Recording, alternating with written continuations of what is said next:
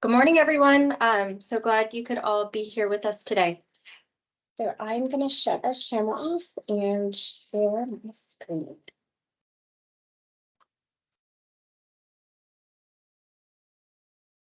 Yes, thank you all for joining us today.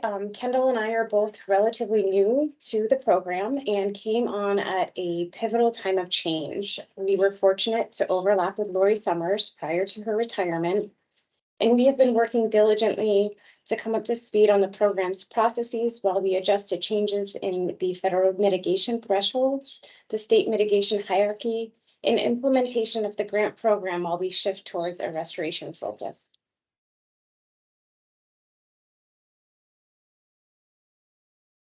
Oops. So this morning, we hope to provide you with a general overview of our program, the 2023 grant round, the pre-proposal application process, as well as examples of compensatory mitigation projects targeted for this year's funds. After this brief presentation, we'll have a question and answer session. We ask that you keep your microphones muted for this presentation, but we do encourage microphones and cameras during the question and answer session. Eddie McKenna, our public information manager for the Wetlands Bureau, is on the call and is available to assist with any technical difficulties, and he will be managing the chat for us too. The ARM Fund program, we work to sustain the functions and values of aquatic resources in New Hampshire. As the In-Lieu Fee program sponsor, we seek and fund projects that satisfy compensatory mitigation requirements for unavoidable impacts to aquatic resources authorized by state and federal permit decisions. When there are unavoidable impacts to aquatic resources, ARM accepts an in-lieu fee payment to compensate for lost function and assumes responsibility for funding projects to offset those losses. The funds remain within the watershed in which the impacts occurred. And when sufficient funding is available in the service area, ARM facilitates a competitive grant round to fund mitigation activities with a high likelihood of long-term success that will replace and restore or protect aquatic resource functions and values at a larger landscape and watershed scale. The program operates under the In-Lieu Fee program instrument. This instrument outlines our guidelines and objectives, and it's been revised recently and is currently pending approval. This process is overseen by a group of federal partners, which are chaired by the Army Corps of Engineers. Since the program was established, it has accomplished significant compensatory mitigation through land preservation and restoration efforts. The program is nationally recognized for its great success and achievements. The accomplishments of the program are the results of previous dedicated ARM staff, including Lori Summers, Mindy Boubier, Cheryl Bondi, along with our site selection committee members, intergovernmental review team, the Wetlands Council, and our many partners at Land Conservation Trusts, conservation commissions, the restoration practitioners within the state, the universities, other funding agencies, and other applicants like you on the call today. The program's success moving forward will continue to rely and build on these partnerships and strive to meet the high bar standard that's been set for aquatic restoration and preservation in our state. To meet the goal of no net loss functions, the ARM is redirecting focus from resource preservation to sustainable restoration and enhancement of aquatic resources. This year, we will target projects that achieve significant restoration, enhancement, establishment, and in some circumstances, preservation at the larger landscape scale for watersheds that have sustained significant losses through permit decisions. Over $4.8 million is available this year for grant funds, and those funds are available in the Upper Connecticut, Pemigewasset, Winnipesaukee, Merrimack, and Salmon Falls, Piscataqua River watershed service areas. Under the goal of no net loss, we aim to replace the lost resources and functions authorized by permit decisions. This annual ledger summarizes the unavoidable aquatic resource impacts and losses that triggered compensatory mitigation in accordance with the state and federal regulations. This summary table includes the functions and values that ARM will strive to replace and offset in this grant round. The grant pre-proposal guidance document summarizes the same content that we're covering in this presentation and provides an overview of the program goals and objectives, the grant round, our timelines, and the evaluation criteria. So here's a quick overview of just the pre-proposal phase of the grant round. Pre-proposal applications must be submitted by May 31st. Applications are then reviewed and evaluated by our site selection committee and intergovernmental review team in mid-June.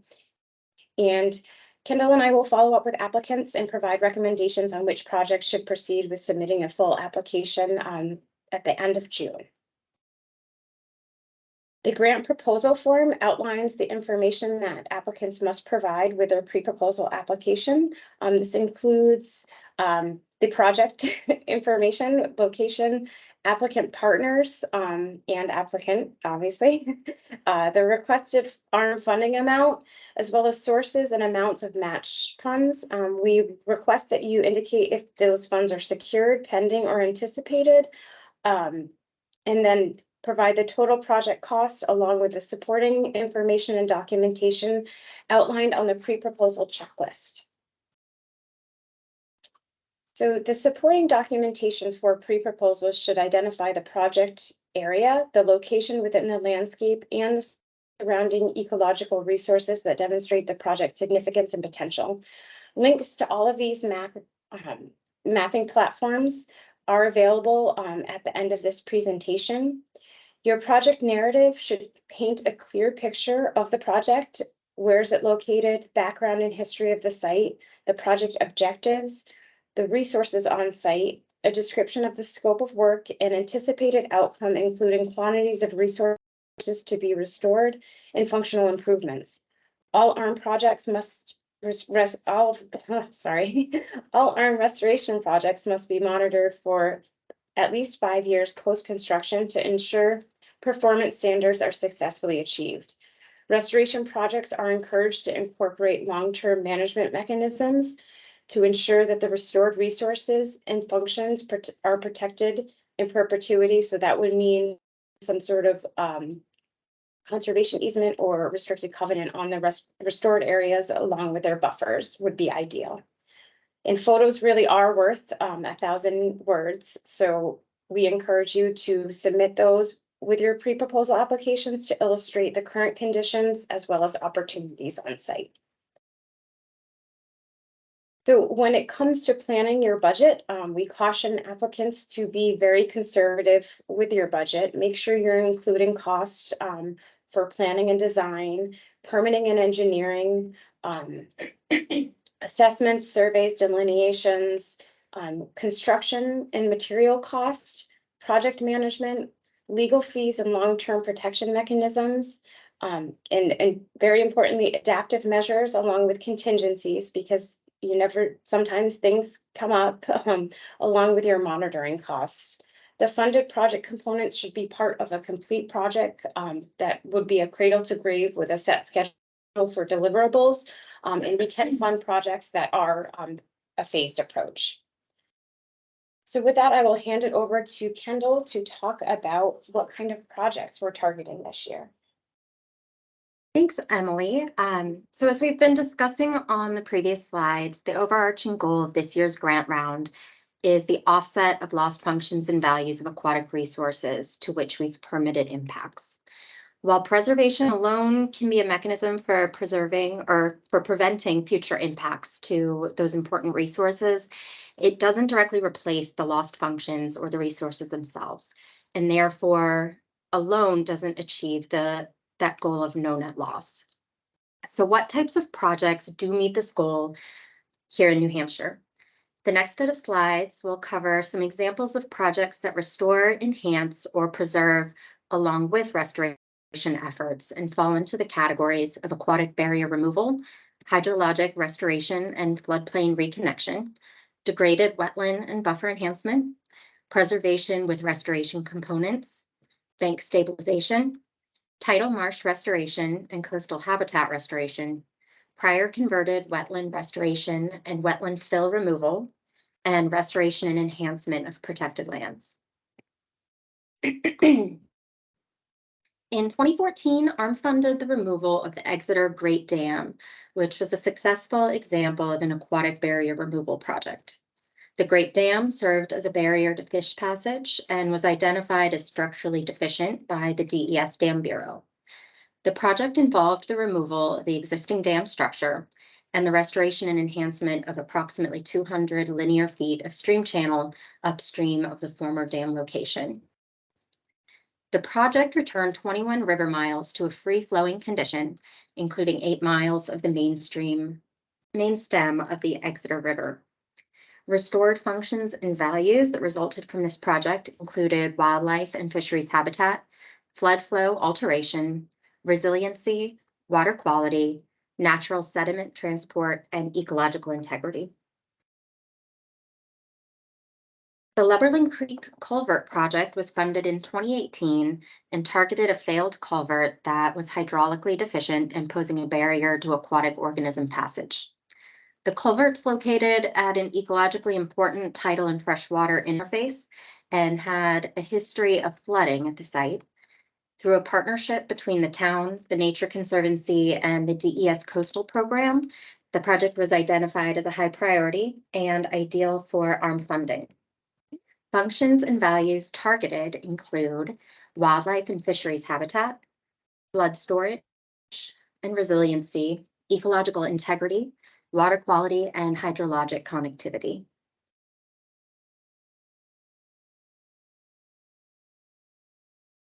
The restoration of the site involved the replacement of the perched culvert with a 16-foot box culvert that had continuous stream bed stimulation throughout and was designed to appropriate hydraulic capacity.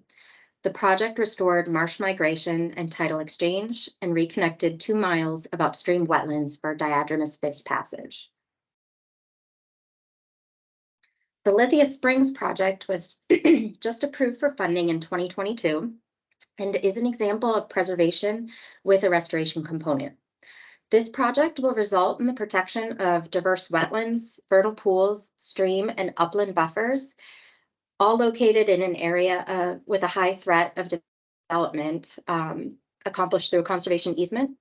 And it also included the restoration component of removing a nearly 400-foot long historic causeway, which was once used to provide access to the old Lithia Spring site that was dividing a 2.7-acre Tier 1 habitat wetland complex.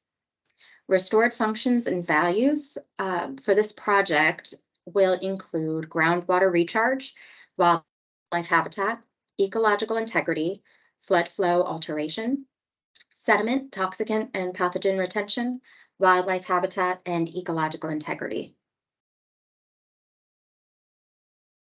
The Woods Willen Mill restoration site was also awarded funding in 2022 and is a great example of riparian enhancement that reconnects floodplains and provides bank stabilization. This project will involve the removal of hard armoring and old mill debris and replacing it with native riparian plantings and a natural bank stabilization using natural native materials, which will enhance the riparian buffer and Tier 1 habitat. Restoration will be then protected through a 2.6-acre conservation easement. The restored functions and values at the site will include wildlife habitat, flood storage, sediment and toxicant retention, nutrient removal, scenic quality, sediment trapping, and shoreline anchoring.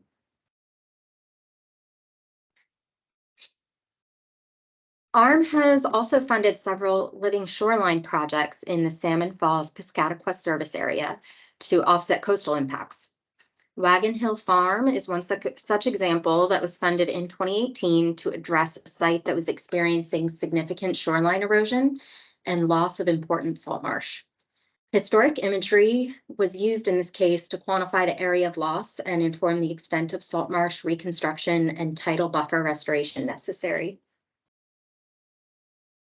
The 0.36 acre restoration site provided functions and values that include wildlife and shellfish habitat, shoreline stabilization, ecological integrity, sediment intoxicant retention, nutrient removal, and educational and recreational value, as well as coastal resiliency.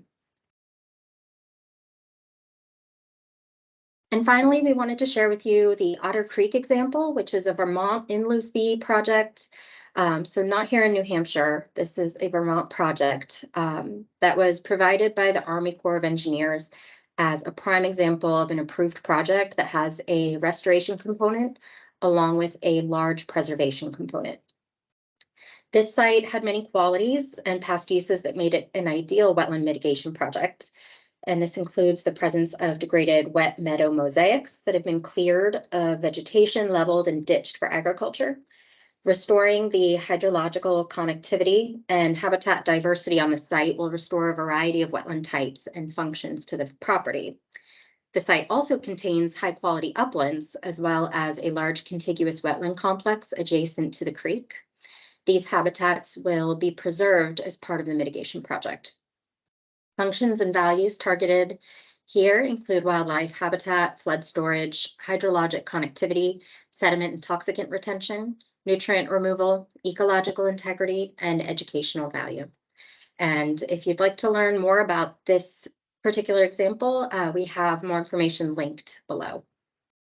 Note that if you're looking, excuse me, looking at properties that are managed for agricultural uses, portions of the parcel can be restored while the rest is actively farmed, so long as the agricultural use areas are excluded from any conservation easements that are funded by ARM and are fenced off or taken out of management.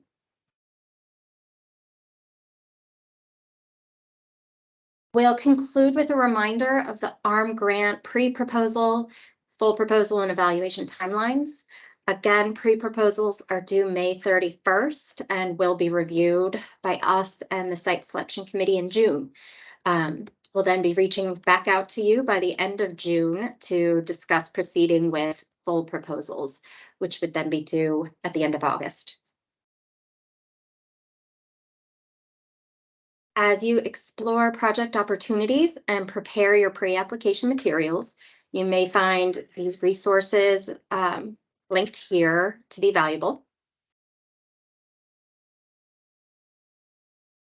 And thank you so much for taking the time to learn more about the ARM Fund program and this year's grant round. We'll now open the meeting up to questions and discussion on the grant objectives and the application process. We'll go ahead and unmute the group, and which maybe wasn't ever muted in the first place, but feel free to unmute yourself, turn on your camera, and we'll watch the chat as well for comments. Quick question from Sandy. I hear Sandy has something in the chat or hand up. I have a question about the example that you gave in Vermont with buffers. Is the buffer restoration 100 feet, or would a larger buffer area be covered? And so I was curious about that. I don't have the answer for that particular example. Taylor, who's on the call, may, but there can be, I think that's on a case-by-case basis, the extent of buffers. We do ultimately receive more wetland credit for larger buffers. And so 250 foot buffer would be encouraged over a 100 foot, for example. Okay. And I do think that a large portion of the preservation site, so it looks like the preservation of 74 acres of upland buffer is included in the project scope. So I would imagine that goes, Taylor, does that go beyond the 250 foot recommendation? Correct. So any buffers, 0 to 100 to 250, obviously the larger the buffer, the better preference. And then depending on where the project is, if it's a urban project, we understand that, buffers may be limited. But as long as, there's provided lift, and there's a connection between the buffer and the wetlands or the streams, the larger the buffer, the better. with the understanding that, 180 acres of buffer to 1 acre of wetland may be a little bit of overkill. But, outside of that extreme example, the more buffers, the better. And then even the upland buffer restoration, if it needs it, is also, falls under the umbrella of rehabilitation of restoration. All right, great. Thank you very much.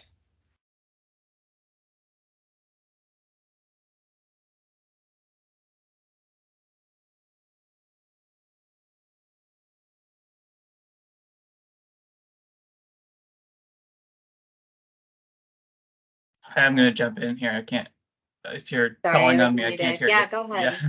I just saw your hand. So I think you answered this question, but I just want to clarify because I think I've gotten some mixed answers. For the required protection, there's an encouragement for some sort of permanent protection, but it's not a guarantee. It would add, make it a more competitive application. But if something like a 20-year, agreement was in place, you would still consider funding. Yes, so the long-term protection mechanisms will add, those mechanisms in place will affect how we score the projects. It may be afforded more points in the scoring. If you and Taylor can talk to this too, if you can't protect the site long term, it just will affect how much credits may be generated from your restoration work. Mm-hmm. And it really depends on the type of project: stream restoration, dam removal, culvert removal, or stream work is a little bit different when trying to, match up or put to it a real estate instrument. However, when there's wetland restoration or preservation, we're looking for permanent protection. Because the impacts that are paying into the program are permanent. These wetlands aren't going to, regrow outside of the parking lot that's filled in and restored. So, ultimate consideration is given that, especially with wetlands, that there's a permanent site protection. Thank you. Taylor. I have Jessica with her hand up. Hi, thanks. I have a couple questions. I can just do one if you want to give other people a chance first. But we have a site that we're really interested in that is currently used. It's got a lot of erosion. We want to stabilize the stream bank and replant it with native vegetation. But it's currently used by a number of recreationalists. They go down for fishing and swimming, and sometimes even to put in a canoe. It's not an official canoe access point, but we were sort of told that the ARM funding may not be available for projects that incorporate a recreation component. Our primary objective is to restore the ecological integrity of the bank. But this site will still be used, is our impression. So I was just wondering if you could comment on whether or not a site like that is appropriate for this sort of funding. And if there's a particular I don't know what the word would be, conditions that we should place on the work in order to make it better suited for this funding. Yeah, I'd say that in strong cases or cases of strong restoration projects, we would entertain some multi-use functionality there. I don't think that would prevent you from competing for funding. And we would want to see, and Taylor may be able to embellish on this, restrictions that keep people out of the restoration sites. And we'd be probably looking closely at what any of that infrastructure, the proposed, if there's trails and any kind of boat launch involved. I think we'd be considering how that affects and how that remains separate from those restoration sites. That makes sense. Yep. And I will ask, what type of work are you reconnecting the stream to the floodplain? Is there is there like a priority one? Are you totally redoing the banks? Right. Is there? Yeah. Explain it. I'm sorry. No, that's fine. So right now it's like a slope that comes down from a parking lot, and the slope is the bank, and it's currently, I don't know, if it's armored more or less with riprap, like big pieces of riprap, and then some plants are trying to grow in this otherwise eroded bank. It's right along a river. So the primary goal is to stabilize that bank and replant it so that there's an actual buffer there of native vegetation, which isn't currently there, and to remove the riprap and have something that's more of a natural solution to holding that bank in place. And are you working with someone to do a natural stream design, or is there like a So this is like approach? this is the very beginning of the project, and we're just trying to get ideas about what might be involved. So we haven't had anybody in that would be qualified to comment on that yet. But that is the river. The river itself has an established channel there. It's not armored for a large distance or anything. It's just this one area that's had a lot of erosion problems. So it's already doing its natural thing in the area more or less. But we would be working with somebody to try to design it appropriately so that it's not having these over-engineered structures there. Okay. And I will point, Kendall and Emily do a fantastic job. At any time, if you'd like a pre-app with all three of us, just to, pick our brains and see where we stand with something. And this goes to anybody on this call. This is what we do for our job. And so we want to ensure that there's successful mitigation projects in the ground. And so we offer up any potential advice or ways that you can facilitate these mitigation projects. And so I just want to make sure that, especially on this call, you can call us at any time, email, and we can set a meeting up and we can hear you out. And even if it's a preservation project or whatever, how to make your project more competitive or what can be done to facilitate, a better success, or, how much information may be necessary for it to really be competitive. And so I'll quit, rambling on, but I'll end it on that. And I know you had more questions too. Yeah, sure, if I can. First of all, really quickly, will your slides be available to the participants later? Can you make that happen? Or? Yes, the slides will be available, and a copy of the recorded presentation will also be on the DES YouTube channel. And my next slide is, I know that you're looking for in-kind funding as well. And I wonder if there are particular types of in-kind funding that are acceptable and those that aren't acceptable, or if that's not the case. So match is encouraged. It does affect, how the projects score and your competitiveness in terms of what you're asking for percentage in ARM fund. For limitations, I think we can't be used as, is it non-federal match? Taylor, what are can we be used as match on federal projects? That comes all down to the match monies and what the monies are paying for. If you're getting monies, to facilitate restoration, to facilitate the same goals of this program, then we can't be using non-mitigation dollars for mitigation, and kind of the other way around. But if it's a phased out project where you might be the funding for development of the project, development of the plans, there can be leverage to where that if there is a match, it is possible. So in more cases, the answer is usually yes, but it's right 70-30, depends on the type of funds. And I know this isn't very clear because it's still not very clear to us. We try to stay out of the monies conversation. But in general, as long as, you're not using the federal funds with these funds as the same part of the project to facilitate the mitigation. So whoever's giving you money, they want to make sure the money they're giving to you is used directly for its use and not to leverage to use like a secondary use. I don't know if I explained that, extremely well, but again, these are all, call us when you start having these grant applications and we can work through it and see if we can mix and match or see if it's possible. This is, universal among all the states. And so you're not the first one to bring this up, but it's all specific on what the funding intention is. And it might say you cannot use this with compensatory mitigation funds. It could directly say that as well. Thank you. That's all for me. Okay. I was going to offer to, for in-state funding sources, ARMS,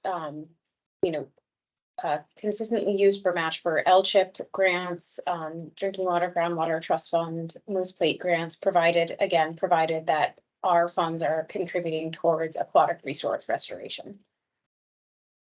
We're going to answer a question from the chat from Patrick. I'll read it. For the ARM fund application, does the baseline conditions report, functions, and values assessment of aquatic resources need to be performed by a CWP? So is CWP certified wetland professional? Okay. Interchangeable CWS. Okay.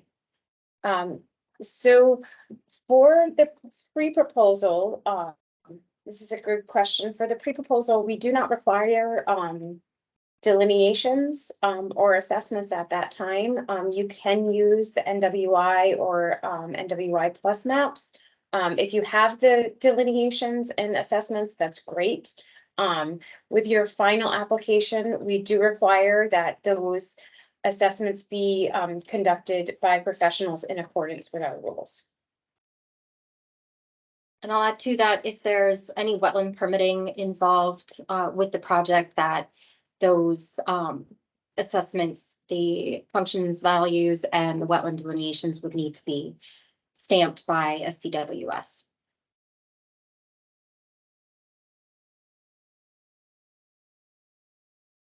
I have Jessica's hand up.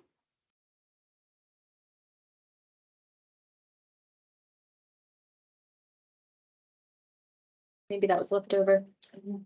And it looks like, I'm sorry, I forget your name. You're with Essex. But go ahead and unmute. Yeah, sorry, Sam. Sam. Okay, hi, Sam. So I had a question about I'm trying to look for the phrasing in this. So restoration of wetlands that had been filled, so kind of excavation required. Is there a specific way that you want that, does it have to be documented that it was filled, or can we demonstrate that it, clearly at some point in the past this has been filled?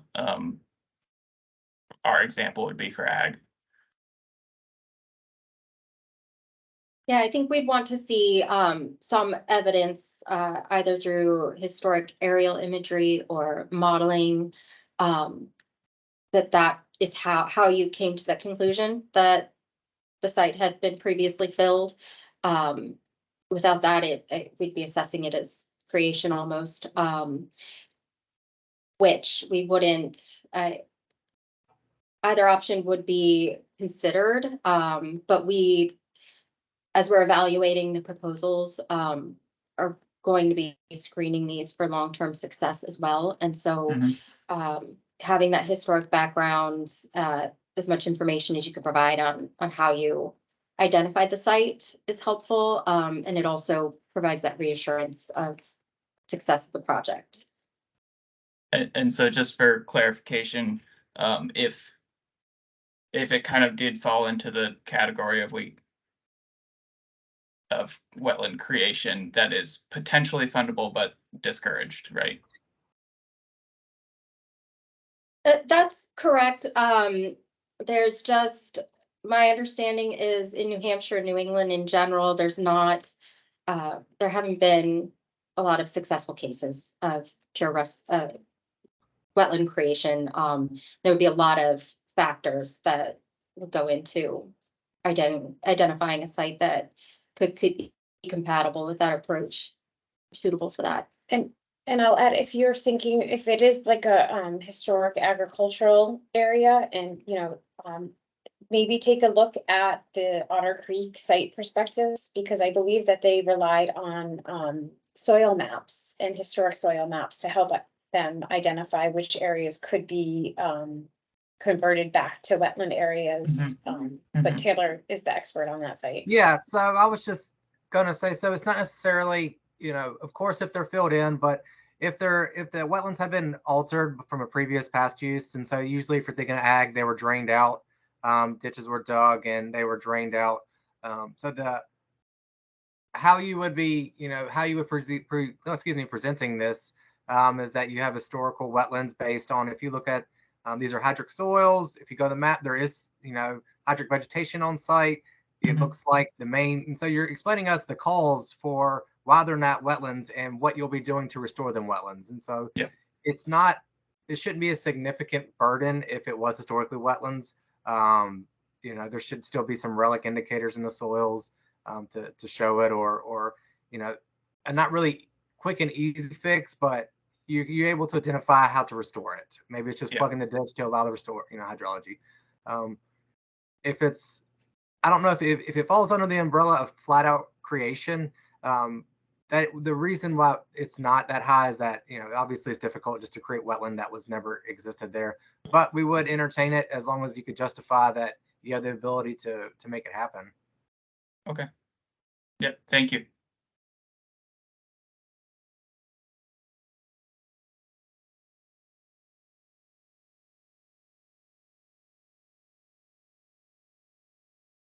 A hand up from Tyson. Hi.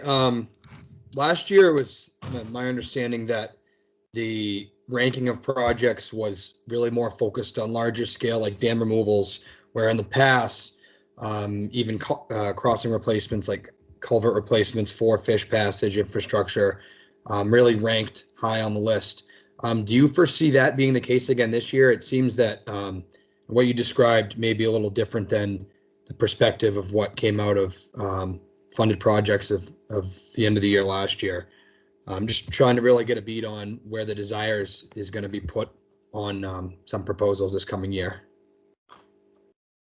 So at this stage, really everything's kind of on the table still. We're looking at, you know, we want to continue to look at those opportunities for aquatic barrier removal, such as the dam removals, the hydrologic reconnection through culvert replacements. You know, we're looking at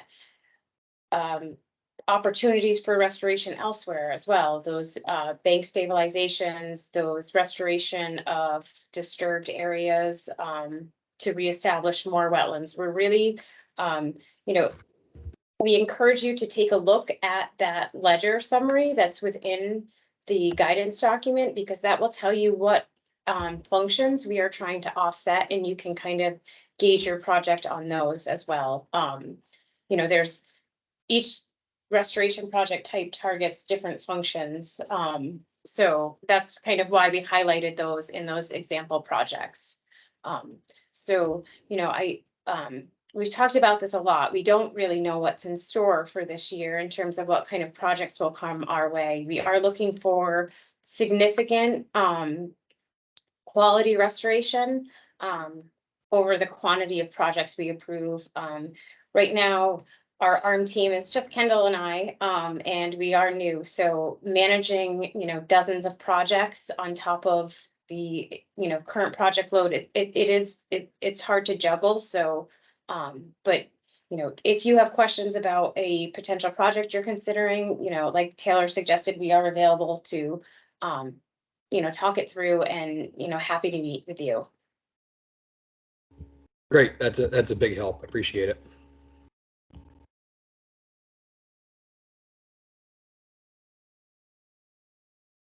We won't be. We could stop screen sharing.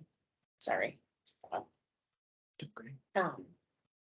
So, does anyone else have questions? I know we covered a lot, so feel free to, you know, contact us at any time. And we will be presenting this again later this week at the Land Conservation Funders 2-day workshop. So, you know, you can listen in again or watch the recording. But we'll put it out there if anyone does have, questions. Now is a good opportunity to ask, especially since we have representatives from the Army Corps on the call.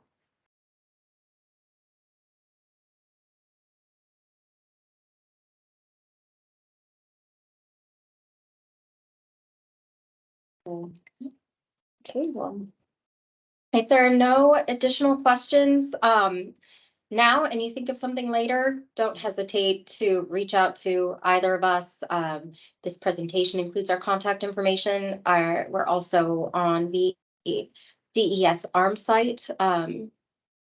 You've got our numbers as well as the ARM program email. So there's lots of ways to get a hold of us, and we'd be happy to facilitate as projects come up, no matter what stage you are in planning. Have that pre-application meeting. Taylor, thank you for offering to be part of that process, the early screening, as we are learning the process along with you and embracing these changes. Our partnership with Lindsay and Taylor at the Corps is just really important. So I saw somebody was starting to write in the chat, but I'm not seeing that come through. So, thank you, Nancy. Yeah, thank you all for joining us today. It's great to meet and talk about what's in store for this grant round, and we really appreciate your time. Thank you. Thank you. Thanks, everyone. Thanks. Look forward to seeing your pre-proposals.